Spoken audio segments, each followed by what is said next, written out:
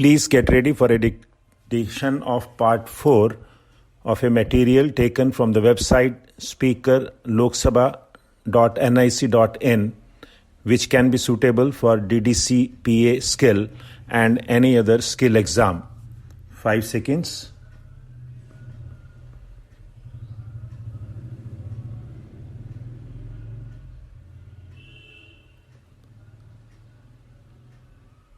Start. In exercise of this power and under his/her inherent powers, the Speaker issues from time to time directions which are generally treated as sacrosanct as the rules of procedure. On matters regarding interpretation of constitutional provisions relating to the House or the rules of procedure, he/she often gives rulings which are respected by members and are binding in nature.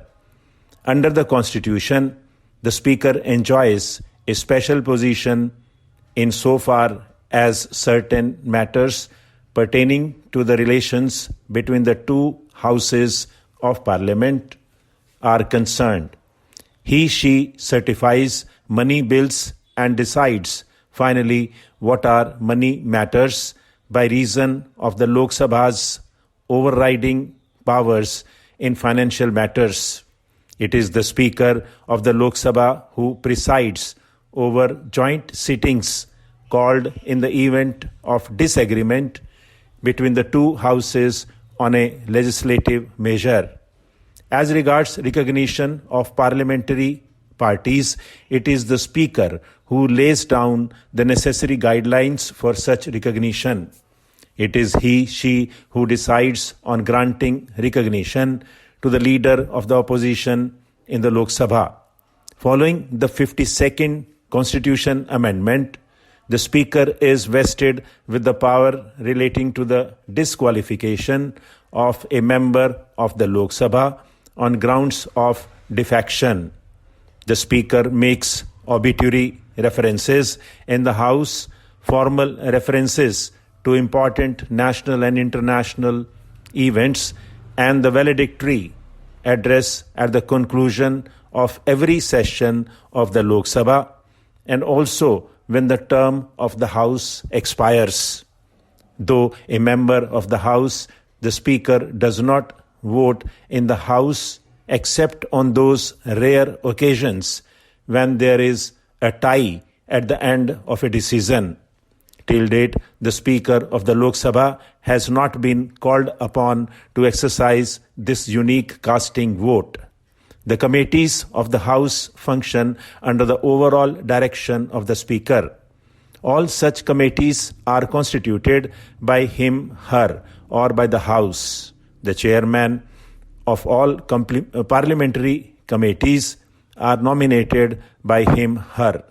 Any procedural problems in the functioning of the committees are referred to him/her for directions.